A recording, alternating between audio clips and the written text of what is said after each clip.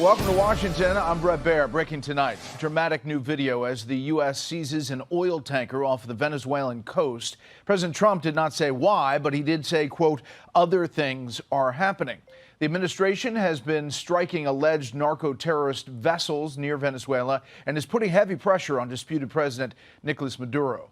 Senior foreign policy correspondent Jillian Turner starts us off tonight from the State Department. Good evening, Jillian. Good evening to you, Brett. President Trump confirms the United States military has seized this crude oil tanker off the coast of Venezuela after insisting for months now that the U.S. is, in fact, at war with drug cartels that are running these boats in the U.S. Southcom region. We've obtained this video that the Attorney General Pam Bondi posted on social media just a moment ago. You can see here during this seizure, she says the FBI, the Homeland Security Department, and Coast Guard executed this operation with support from the War Department. You can see here U.S. service members landing a military helicopter on this vessel before then disembarking and entering. The U.S. had issued a warrant, we are learning, for this crude oil tanker, alleging it had been used to transport illegal oil from Venezuela and Iran in support of foreign terrorist organizations. The seizure comes after senior officials presented the president with potential war plans and then deployed major Navy assets to the region. While the president himself declined to state a reason for today's seizure, which could very well constitute an act of war, he did say this.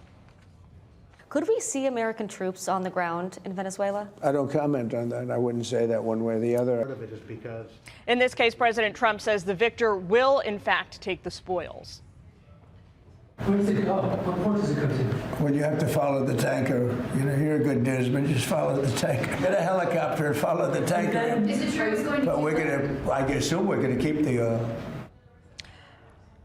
The U.S. military strikes on these alleged drug boats in the region have so far killed at least 87 people, a death toll that's become increasingly the focus of scrutiny on Capitol Hill, where lawmakers have zeroed in on this so-called double tap strike that was carried out on September 2nd. Now, yesterday, the Secretaries of State and War briefed key lawmakers on Capitol Hill about these September 2nd boat strikes. They indicated reportedly that they are at least considering the option to release the full unedited video footage of those strikes that day. Democratic Senator Chuck Schumer told reporters after the briefing that Secretary Hegseth said to him they need to study these tapes before they make a determination. Brett? Jillian Turner, live at the State Department. Jillian, thank you. As you probably know, we've just seized a tanker on the coast of Venezuela. Large tanker, very large. Largest one ever seized, actually. And other things are happening, so you'll be seeing that later, and you'll be talking about that later with some other people. 27 minutes now after the hour. It looks like we got another 80-20 issue that Democrats are on the wrong side of. Senate Minority Leader Chuck Schumer threatening to confront Secretary of War Pete Hegseth and demand he release the classified footage of a September military strike on a suspected drug boat in the Caribbean. But the tough-talking senator's threats seem to have fallen flat. Watch. It was a very unsatisfying briefing. I asked Secretary Hegseth, Secretary of Defense Hegseth, would he let every member of Congress see the unedited videos of the September 2nd strike? His answer, we have to study it. Well, in my view, they've studied it long enough. Congress ought to be able to see it. Same pattern over and over again. And speaking of tensions in the Caribbean, we just got brand new video of the U.S. seizing a tanker off the coast of Venezuela. Attorney General Pam Bondi confirming the crude oil tanker was used to transport sanctioned oil from Venezuela and Iran. Here's President Trump talking about it earlier today. From the standpoint of news, as you probably know, we've just seized a tanker on the coast of Venezuela. Large tanker, very large. Largest one ever seized, actually. And other things are happening, so you'll be seeing that later, and you'll be talking about that later with some other people. I mean, guys, we have a lot to talk about here of substance because there's a lot going on, but aren't we seeing the signs again Remember, they had to get Elon and Doge. They were nonstop. We got Doge. He's going to destroy the country. Then Epstein files. We got to get the Epstein files. Now we got to see the double tap strike from September 2nd. And they're going to keep on pounding it until Pete Hegseth shows the country that double tap strike. It's not that they're interested. They think they got something, as opposed to coming up with a policy to get Maduro out. Now, Greg, you have written a lot of foreign policy. You write for Foreign Policy magazine. Yes. Without pictures, which is very rarely for you to like a magazine without pictures. And your feeling on our policy in the region, are you happy the way this is developed? I will be speaking on this before the Council on Foreign Relations next month in Geneva. I hope you do attend. If not, I'll try to get the notes to you after. Schumer is raging at his own failure. He just doesn't know that. Even the New York Times concedes this point. They didn't just drop the ball on illegal immigration. They handed the ball over to the millions coming in. And of the millions, there were thousands who were criminals. And they flocked here under this illusion of sanctuary cities, which was just an Airbnb for felons. They'll talk about, it's not about the policy, it's about the process. No, it's not. Their policy is to have no process. You couldn't get the Democrats to name a single illegal that they would deport. But then Trump wins, and now they go, well, okay, we understand now. But then what do? We spend, like, what, 6 weeks talking about the Maryland dad, who is a professional illegal alien. He's a felon. But you had Democrats fly to visit him in Central America. Again, that's not a process question. That shows you that their policy, their intentional policy, is to have open borders. They paused deportations. They killed the border wall. They suspended remain in Mexico. That's a policy. That is not an argument over process. So this course correction that we're seeing under Trump, it may seem harsh to people, and in some ways it feels harsh, but it would not have been necessary if you hadn't put us on this course. You screwed the pooch so badly, we can't let you near the dogs anymore. So, Dana, what he has said, Greg doesn't have time to elaborate at this moment because he's out of time. But what he's trying to say is Joe Biden cut a deal with Maduro. And he said, hey, I'm going to send Chevron in there. We're going to be able to drill. We need your oil because I don't want to drill. Like, committed to this green energy policy. And then, of course, he just promised free and fair elections. He didn't have free and fair elections. The elections actually were free and fair, and he lost big time. And he stayed in power. So that is the mess that was handed over to Trump because he says, I can't tolerate this anymore because Hezbollah, Iran, Russia, China are all there, let alone Cuba. Right, and so now he's got the region on its toes, and also if you think about what he's talking about, the Monroe Doctrine, going back using the Monroe Doctrine, and I actually have always believed that America has ignored our own hemisphere for too long, and you think about why do people all want to leave their countries and come to America? Because the governance there stinks, because the corruption stinks, it's terrible. So more focus on these countries is a good thing. And the first thing you have to do is deal with the security issue and the fact that they're bringing drugs into the country. I actually think that the Trump administration would rather talk about this than affordability.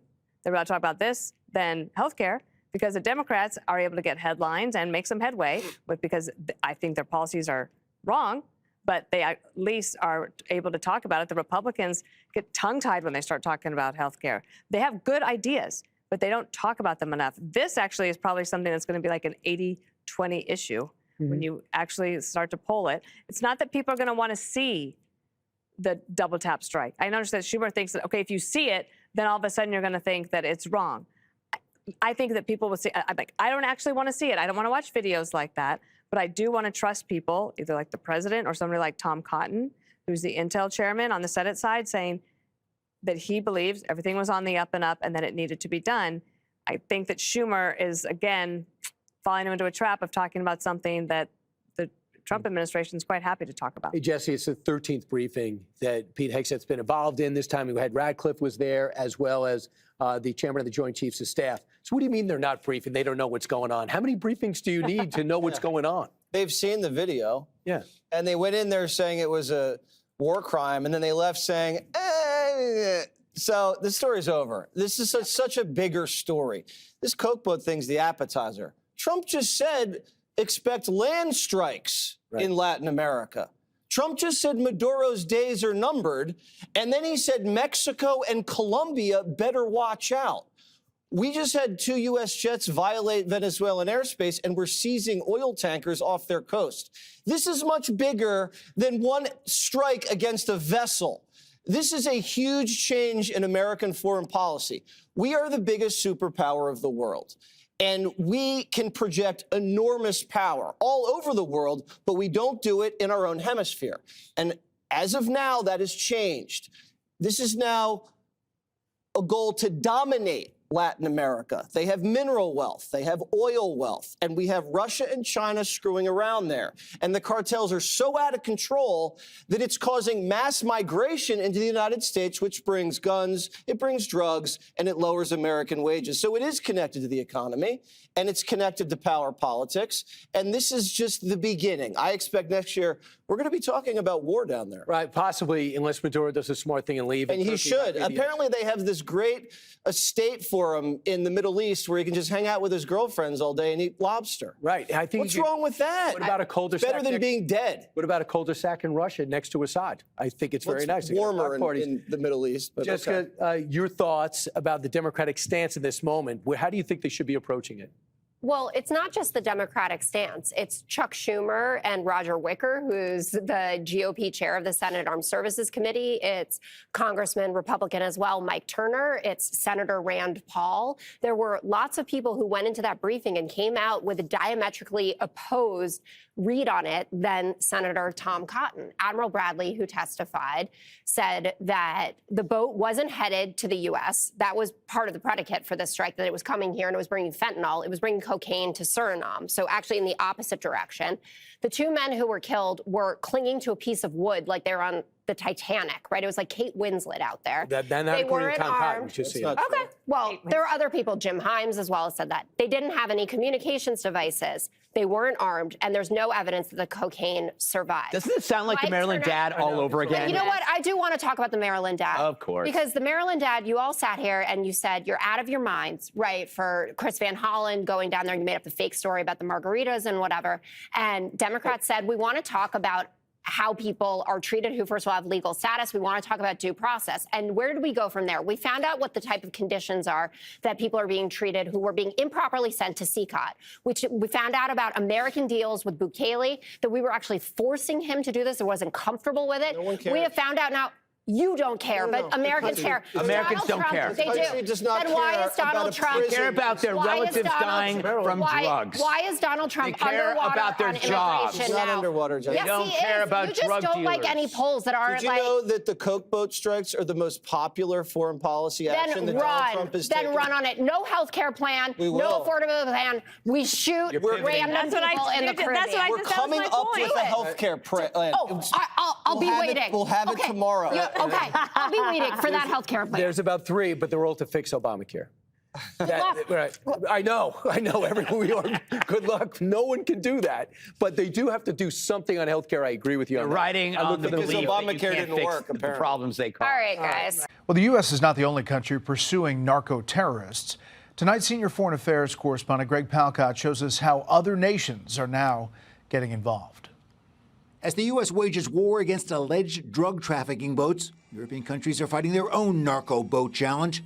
Vessels laden with drugs, authorities on the hunt. These narcotics also come from Latin America, but cross the Atlantic. Many headed to the shores of Spain and Portugal, including a lot of cocaine, with a markup of many times. There has never been more cocaine produced in Latin America, and there's never been more demand for cocaine in Europe. The drugs arrive in Europe via various means, like on cargo ships, illegal goods hidden amid legal fare. The growing transatlantic trend, so-called narco-submarines, small, custom-built, hard-to-detect, semi-submersible boats with drugs, a crew, packed in for weeks, crossing the ocean. Just last month, Portuguese authorities snagged one sub mid-Atlantic carrying 1.7 tons of cocaine. It's mind-boggling, the level of sophistication, but it's all about the money, and it's all about the risk. European policy is to intercept, not destroy narco boats, arrest those on board, interrogations, forensic examinations, which can shed light on shady trafficking networks.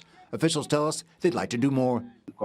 We need to be more muscular, that is, with more means, and a greater capacity for intervention, but, of course, within the rule of law. Rule of law, according to the EU, means self-defense or actions sanctioned by the UN. But experts admit, despite their efforts, most potentially deadly drugs reach their targets. If you're not strong and you're not aggressive and you're not holding them accountable, they're going to continue to flourish. They're going to continue to grow. One expert told us the interdiction rate on those narco subs is about 5 to 10%. A lot of bad stuff still getting through all around the world. Brett. Greg Palcott in London. Greg, thanks. We have 3 countries sending drugs to the U.S., Mexico, Venezuela, and Colombia. And you talked to the president of Mexico, you already talked to Nicolás Maduro. Have you considered talking to the president of Colombia, who you call a drug leader? No, I haven't really thought too much about him. He's been fairly hostile to the United States, and I haven't given him a lot of thought. He's going to have himself some big problems if he doesn't wise up. Colombia is producing a lot of drugs. They have cocaine factories that they make cocaine, as you know, and they sell it right into the United States. So he better wise up, or he'll be next. He'll be next too. And I hope he's listening. He's going to be next. Yes, Mr. President. Because we don't like people when they kill people. And they sell drugs. They kill them in the United States. And Colombia is a major manufacturer of drugs, meaning cocaine in particular, as you know. As President Trump doubles down on keeping America safe from narco terrorists and their drugs, the leading Democrat in Congress sees it very differently. I plan to demand Secretary Hegseth give the total, unedited videos of what happened in the September 2nd boat strikes. I will demand of Rubio and Hegseth what the hell is going on in the Caribbean and in Venezuela. What are their plans? So Schumer's big confrontation when he was able to be a part of the group of 8 to find out what the hell was going on in Venezuela. He didn't like what came out of it. It was a very unsatisfying briefing. Would he let every member of Congress see the unedited videos of the September 2nd strike? His answer, we have to study it. In terms of Venezuela, I asked them what their strategy is and did not get satisfying answers at all. That was going to be his response. And also, that's going to be the new Epstein files. He's going to need to see the second double tap hit. Fox News contributor Mark Thiessen joins us now. Mark, your reaction, because yesterday there was news in that it looks like we did breach Venezuelan airspace for the first time in a long time. So I don't know what we're up to in the big picture, but your thoughts about this, Democrats digging in, I guess, for narco terrorists. Yeah, where was Chuck Schumer's outrage when Barack Obama was doing it? Donald Trump has declared the cartels foreign terrorist organizations. Barack Obama launched over 560 drone strikes against terrorists during his presidency, including one that killed an American citizen, Anwar al-Awlaki. He did double tap strikes regularly. I interviewed David Shedd, his head of the Defense Intelligence Agency, which was tasked with all the intelligence to carry those out. They did double tap strikes all the time. They did signature strikes, which are strikes where you don't even know who the target is. You just know that they're behaving in a suspicious way, and so you take them out. My understanding is we know who these people are in most of these strikes. So, you know, I don't. And Barack Obama said my actions are legal and they're necessary and they're right. And I don't recall Chuck Schumer ever standing before the cameras questioning Barack Obama. So he's something of a hypocrite here. The president said Maduro's days are numbered to Politico yesterday. How does he pressure him to leave? The guy does probably be able to go to Turkey or Qatar or somewhere. So how do we break the standoff stare down? Well, I think President Trump understands that, you know, as important as these strikes are, you can't stop the flow of drugs into the United States by playing whack-a-mole. The problem is the regime. Venezuela is a socialist country, but its leaders are narco-capitalists. They are all in the business of the drug trade, including Maduro. Maduro himself is the head of a drug cartel. And so you can't actually stop the problem until you change the regime. And I think Donald Trump is determined to do that. Right. And he's got a reason. He declared the cartels foreign terrorist organizations, and that's what exists. Exactly. On Ukraine, President spoke about Zelensky yesterday. He's not frustrated with Putin. He seems to be only frustrated with Zelensky. Listen. If Zelensky rejects this deal, like, is there a timeline? Is there a point at which you say, okay? Well, he's going to have to get on the ball and start accepting things. You know, when you're losing, because you're losing. Do you think Ukraine has lost this war? Well, they've lost territory long before I got here, and it's very good land too that they lost. You certainly wouldn't say it's a victory. And we went on to say that Zelensky should have elections.